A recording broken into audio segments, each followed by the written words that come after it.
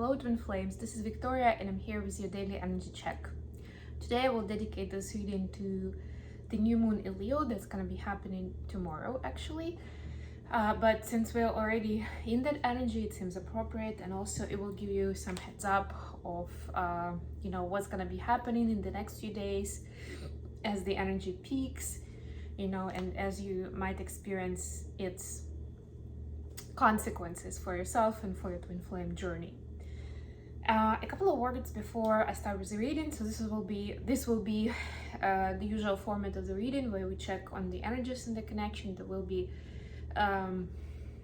so the focus will be what is the energy during this time, and also what is the advice for each of the twins to most benefit from these energies. Before we start, just a couple of words about this new moon. So as usual, the new moon is about new beginnings, new starts. It's about launching something in your life, right? So this is, if you wanted to start a new project, this is a great time to start that project. If you wanted to have a conversation, an important conversation with someone, this is the time to have that conversation. The key is to be clear, to be transparent, right? Not to beat around the bush, not to hope that the other person will guess what you mean by being super subtle or sending some signals.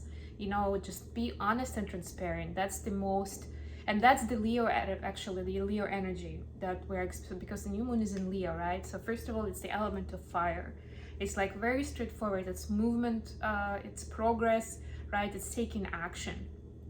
So whether an action is about telling someone something important or discussing something they've been putting off, or it's actual, steps, taking action, is still gonna count, and you will have that extra, fiery energy to help you, right? To support you in this launch, right? I cannot think of a better word than a launch for this case.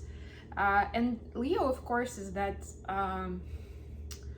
energy, that joyful, confident energy, it's the sunny energy. It's that energy of like, yeah, I'm feeling great and I want to share this energy with the world. That sort of idea, right? Or, I know that I'm worthy and I want to make sure that I can share that energy with the world. Whatever it is, it's that sort of disposition of, being in that joyful, fiery energy yourself and being ready to share it with the world. Of course, if you have strong Leo positions or Cancer or Aquarius, those will be more, or Taurus, those will be affected, I would say, generally speaking, more than other signs. Okay, let's get into the reading. I don't want to make it too long, and who knows, maybe there will be another question that I'll have to ask the cards as we do this. So I hope you guys are doing great. Please remember to take only what resonates for you, because this is a general reading. And also, if you like the video, you like the content, please don't forget to hit the like button, to subscribe to my channel, to share the video, to leave a comment, make yourself known, tell me who you are, why are you here, what are you looking for, what you like, what you'd like to see more or less of. All right, but yeah, just like with the new moon in Leo, please be specific, or like, don't make me guess what you're trying to say, because sometimes I get comments as this is weird, or that, or this, and or I don't understand this, and it's so vague. I'm like trying to remember first of all the details in the video, and then like I'm not even sure what the problem is. So sorry, it's hard to do something about that. Okay, so for the feminines we have the Y card, number 31. So the Y card is the card about the ancestor energy. It's about getting that call or being shown extra knowledge. Actually, I have my book here, so I will quickly go to it. So the oracle message, I'm gonna read that. There is a great power in understanding your motives right now. The oracle asks you to be very clear about why you're asking this question.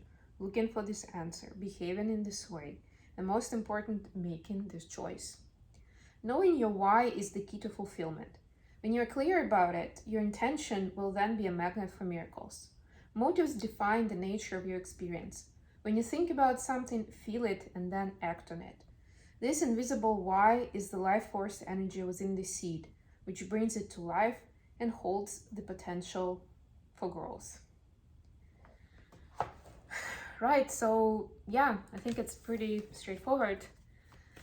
Think about your motives, and that will also dictate the priority for your action, what you want to focus on in this new moon.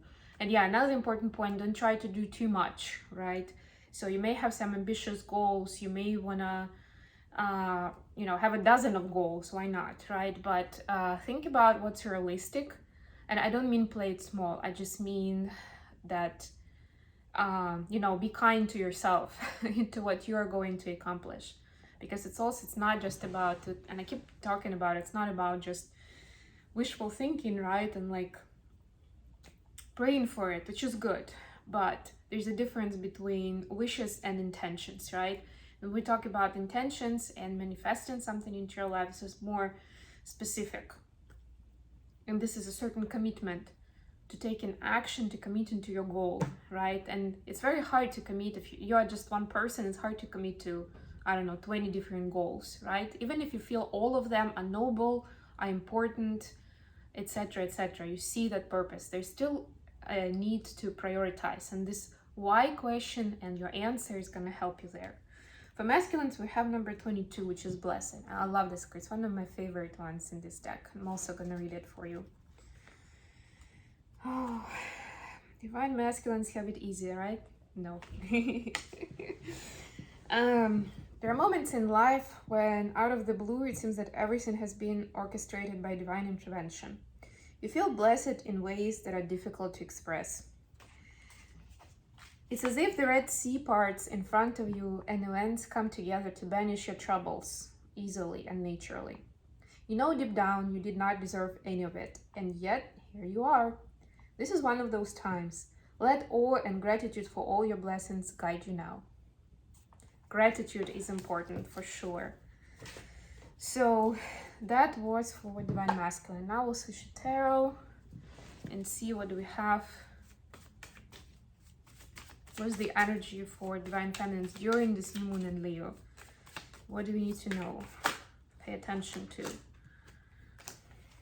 Sorry guys, the cards are a bit tricky to shuffle.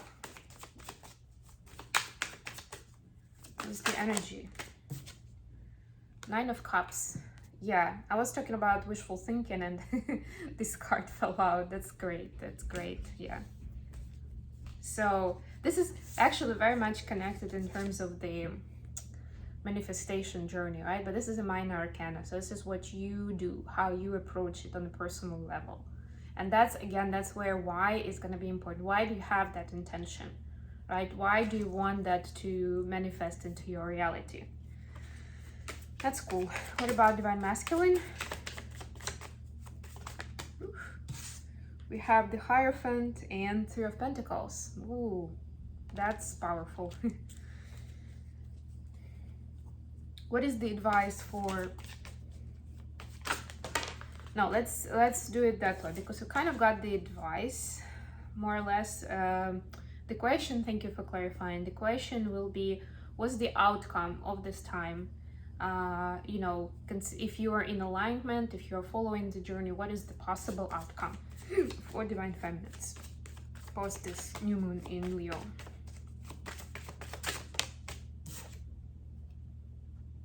Temperance, love it. That's the motivation. Yep. I'll pull some clarifiers as well. And for the masculines, what's the outcome? Seven of Swords in reverse. Not bad at all. Bottom of the deck, Three of Cups. Ooh, celebration, happiness. Hopefully you have time and ability to celebrate. But to me, it's part of that gratitude energy and that joyful energy that the Leo season brings in. We're already in Leo season, so yeah, it's Leo corresponds to, well, actually two cards in tarot, in major arcanas. One is the Strength card, another one is the Sun card. So, you know, to me, it's very much associated with that sunny energy. And even if you imagine the lion with its mane, you know, it's also like the color and the shape, you know, everything. It has that reflection of a sun too. Maybe it's just my imagination, I don't know. Please clarify Nine of Cups.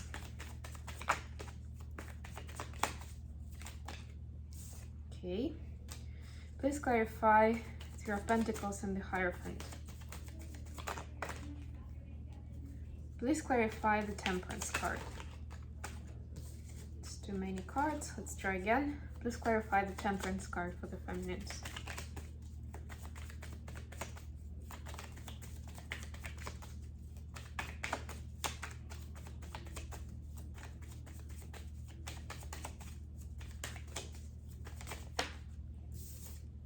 All right, and please clarify Seven of Swords. Right. The Wheel of Fortune at the bottom of the deck. Yeah, let the dice fall where they may. That's what I'm getting here. There's certain surrender quality, and with this one, especially with this picture, I see it even more than, like I feel it more than the usual, right? That there will be a divine intervention and it has your best interest in mind. So it's very important to trust that and to surrender to it. And it looks like you will be surprised, you know, with what may come.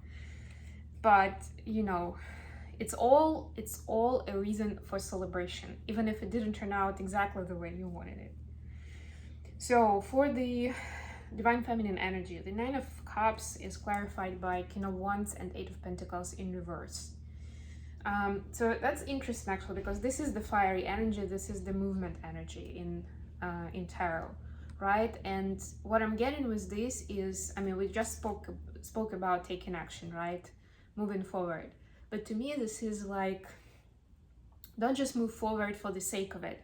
Think about the motivation, the intention with this card. Why are you taking that specific step? Not just like, okay, I just have to keep moving it, and I'm just gonna do something, whatever I can, whatever comes to my mind first. No, be specific. Don't waste your energy on, you know, don't scatter it on a lot of different things, on actions that seem to bring some result, but are not really moving you to your ultimate goal, or do not serve the purpose, or not in alignment, right? Because there's a lot of times we take action based on our logic, on our 3D, 4D space, right? And this is about, because this is one of the main points of the spiritual journey, to be able to listen to your heart, to see with your heart, you know, to follow that intuition and that spiritual guidance, rather than just decide that something makes sense logically, you know, because you put the facts together and yeah, it makes sense to go this way, right? Especially as twin flames, will always be challenged to do something that doesn't logically make sense, or doesn't seem like the best option logically. But if we feel very strongly, you know, through our intuition, through our inner compass, that that's the way to go, it's important to follow it through. A little hint there about your motivation and how you decide which way to go or what to prioritize. I'm just saying it because I've been like that myself. I used to be a very like natural and very logical person. I like everything to be organized and to make sense. I like to have a plan. I like to be in control of what's happening. And the more you are that way, the harder it is to let go and just surrender and trust that whatever comes into your energy field is a blessing, whether it's an idea, you know, a thought, a person, an activity, right? And be thankful for that. For Divine Masculines, we have Three of Pentacles and the Hierophant, clarified by Page of Wands. Yeah, so both of these cards, actually all three cards are connected with learning, with teaching and learning. It's like two sides of the process, which is telling me that by becoming a leader, by accepting that leadership position and the teaching opportunity, whatever it is for Divine Masculine, it could be, I don't know, teaching a nephew to ride a bike, right? It doesn't have to be literally being a teacher. It can be anything about passing on knowledge or experience to somebody else.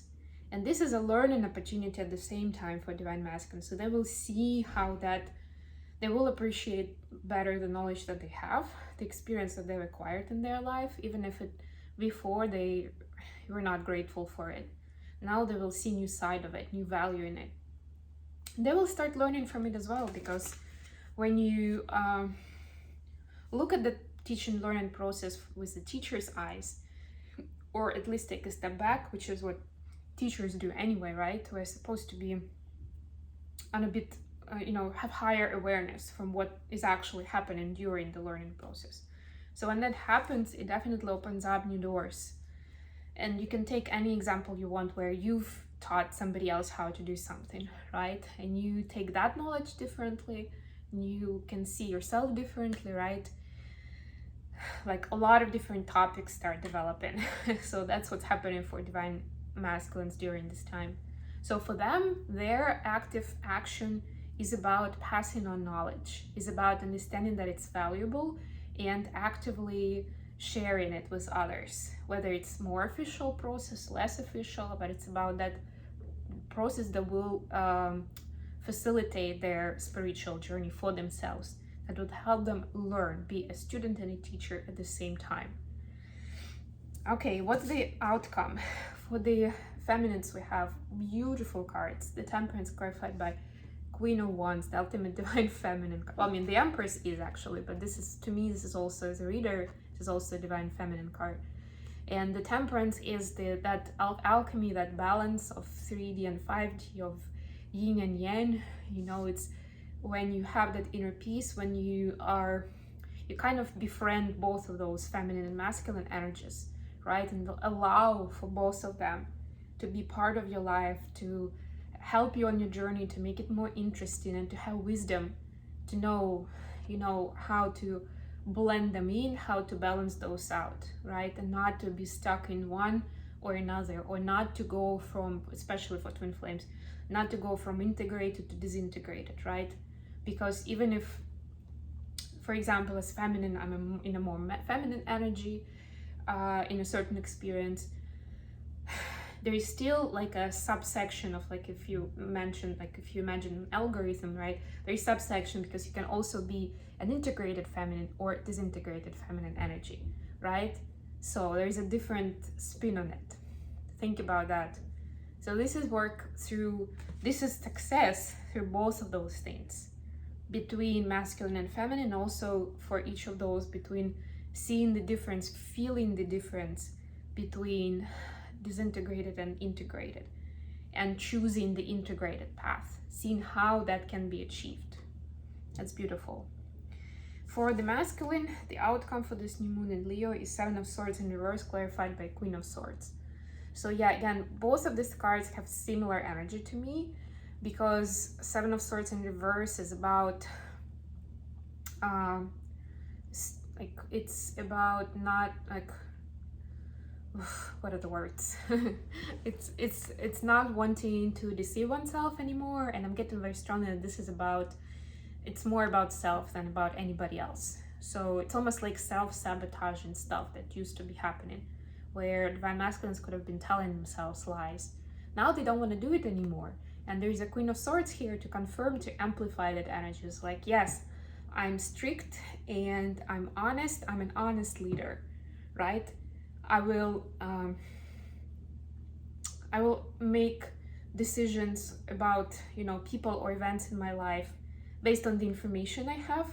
I will be fair if I don't have information, and I'm not going to be listening to other people's BS, or my own BS for that matter, to stop me from moving forward to my success, to what I'm going to achieve in the nearest future, right? It's like, yeah, thank you. So it's removing the negative self-talk from the journey. The negative self-talk that could be stopping divine masculine from pursuing their goals, their intentions, and most importantly, from going higher with the blessed. Look at the colors in this card as well, right? Moving on to the spiritual part of themselves. And that's one of the main challenges anyway for DMs, because they're more 3D based. They're naturally less connected to intuition, right? Because of the energy and because of the society influence. So it takes extra courage, extra, with this Queen of Swords, like extra intention to stay in the truth and to follow the divine guidance instead of listening to other people who do not necessarily know what they're talking about. Okay, so this seems like, you know, a lot to unpack, but I sincerely hope that you'll make the most out of this new moon. Of course, by all means, it still stands that you can do all kinds of rituals during the new moon to amplify your manifestation process. Since this is the element of fire, you can do rituals with fire. Think about that, how you can represent igniting that fire for yourself, igniting that passion to go for something, right? Once you figure out why you're doing it, and why now, and why in this way, and why with these people. There were a lot of whys in the book. Okay, so that was your new moon and Leo reading. Thank you very much for joining me today. I love you all, and I'll be back with more readings very, very soon. Bye, everyone.